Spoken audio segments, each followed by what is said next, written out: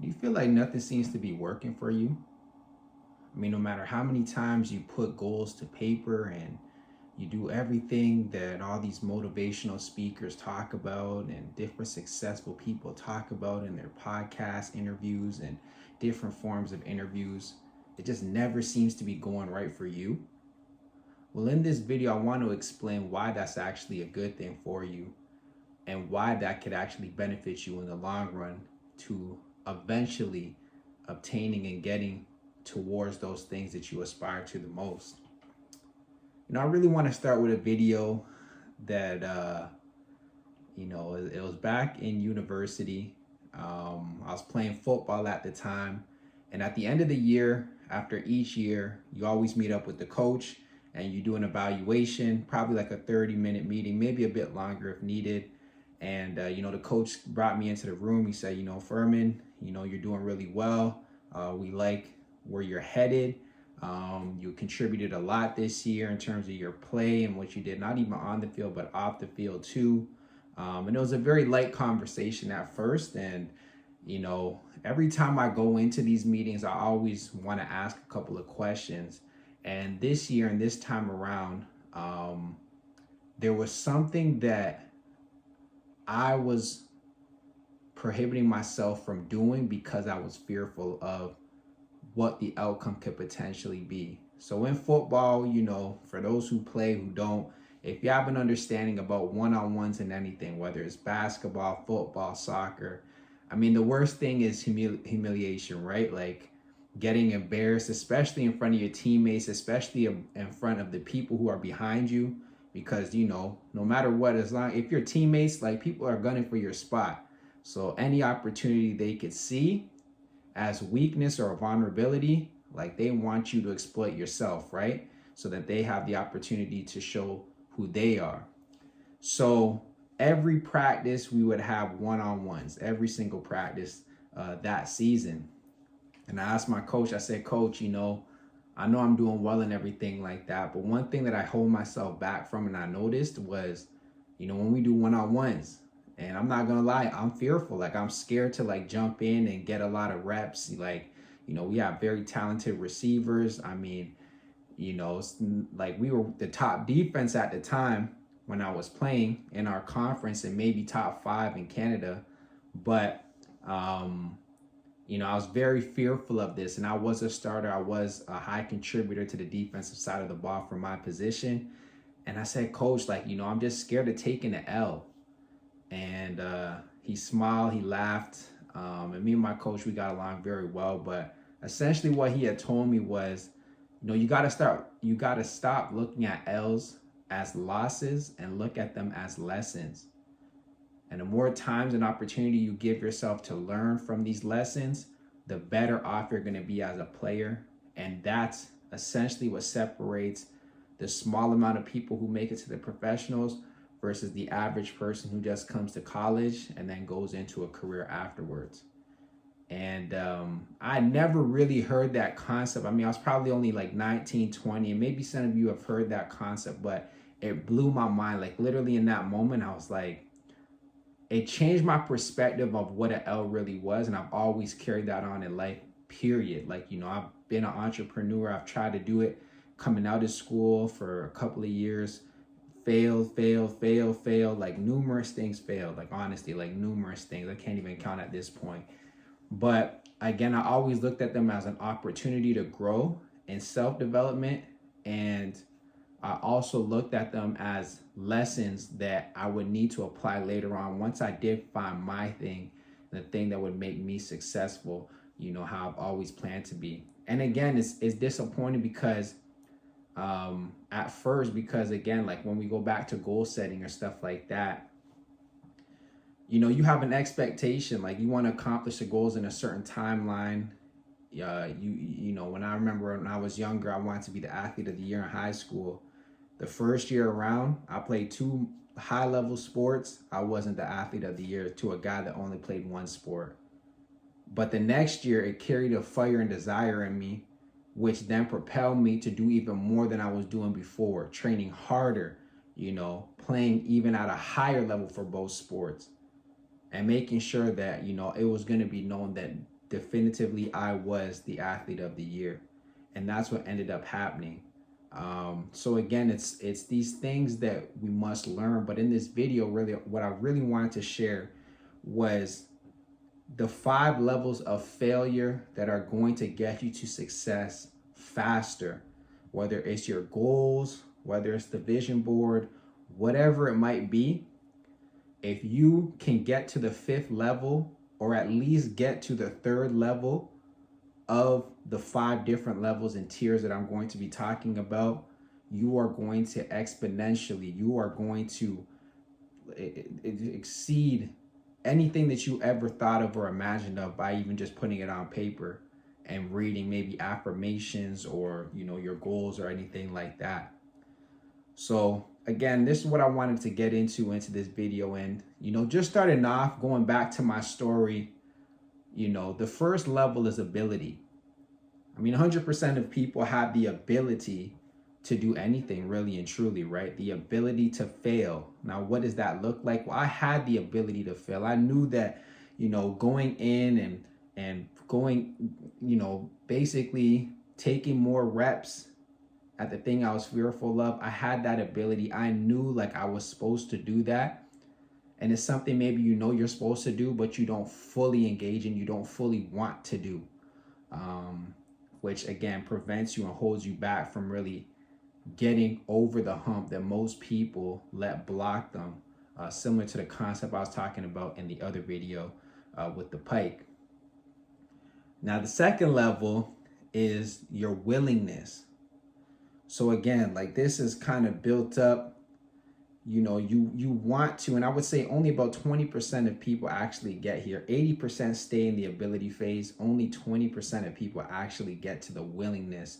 Like you know, I could do this. Yes, I could fail. It's okay. I have not so much the desire to, but I'm more comfortable with the idea of doing it, but maybe only a couple of times. I don't want to, you know, I don't want to fail too much, because then I'm going to be a failure, and I don't want to be a failure, which is obviously the wrong mindset. But that's what willingness is, and only about 20% of people can actually get to this level of, they're actually willing to fail. They're you know, it is something that they could do and accept. Maybe it's only a handful of times, maybe it's only a few times, maybe it's a dozen times, but there is some type of limit and barrier there as well when we get to the level 2. Now, the third level is your wantingness. This is more so the desire. Like, I need to fail. And this is what I grew to understand in that conversation with my coach, is that I needed to have a desire to step in front and take other people's reps, because I was counted on for my team and for myself too. I had goals to go to the professional level, and I said, well, if I can't do it against my peers in practice, what made me think I could be a pro and go in front of thousands of people and get paid to do it, and I can't even do it in practice, and I'm going to shy away from it in practice? So now I had this desire, once I was told to not look at it as a loss, but look at it from the lens of a lesson. And again, I can't even describe what that feeling is like. Like that desire, like the wantingness, like, get out the way. I'm taking this next rep. I'm going against the best guy. It doesn't matter what the situation is, the scenario is. I want to do this because I know I have the desire to do this. Now, the next level is bigger and faster. So this is level 4.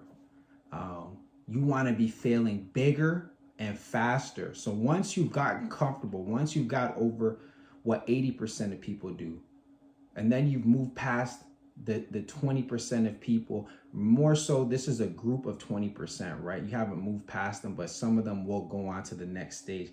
Probably only 5% make it to level 4 and actually to level 5. And again, level 4 is bigger and faster. You want to fail bigger, you want to fail faster. This is the best route to success. If you're going to fail, go all in. I mean, that's typically the saying that we have, but it's a true statement. You need to go all in. You need to do this as big and as fast as you can. And stop delaying it with your actions. Stop delaying it with your mindset. Stop delaying it with your attitude. Just go all in and see what happens. Because the bigger and faster that you could do these things, the quicker you're going to learn, and the quicker you're going to be able to adjust and find solutions. But if you keep delaying it and keep putting that 1 foot in, and then you come back out, 1 foot in, 1 step forward, 3 steps back, you're not getting anywhere. You're going to find yourself 6 months later in the same position. You're going to find yourself 1 year later in the same position. You're going to find yourself 10 years later still feeling like you're doing the same thing over and over and over and over, while other people are flying by you. Other people are succeeding at exponential rates and quicker and faster. It's because they've grown to the concept of, I need to do this faster. I need to do this bigger. And that could be goals. Maybe one goal for 1 year is $100,000. The next goal for the next year is $500,000. You're going to have to go at a bigger and faster rate in order to get that 500,000, because you're going to need to be able to turn over things. You're going to need to be able to find the solutions that are going to benefit you in the long run when it comes to that. And finally, the fifth level is, exponentially. I mean, this is the level where it's no longer about you. You've succeeded. You understand the concept that failing is going to equal my success if I'm able to want it, if I'm able to do it bigger and faster.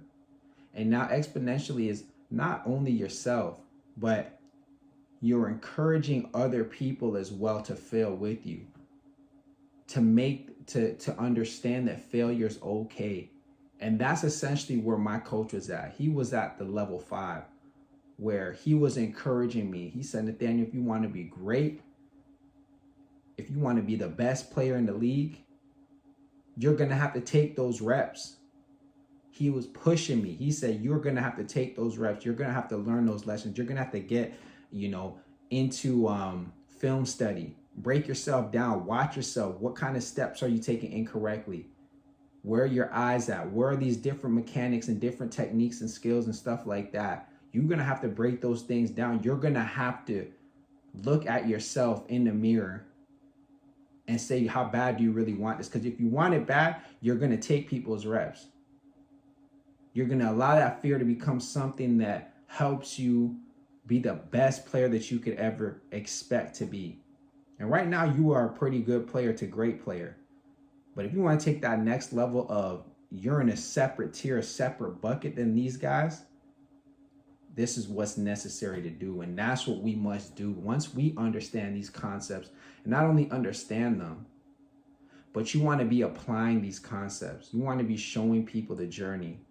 You want to be showing people your failures or mistakes and things. But not only that, you want to encourage people as people that you have that have high value. You can see the potential in them. You can see that their mindset's in the right place. They just need a bit of encouragement and a push in the ass so that they could achieve and get to the things that they want to get to. So again, as we look at it, it really is me, fail, success.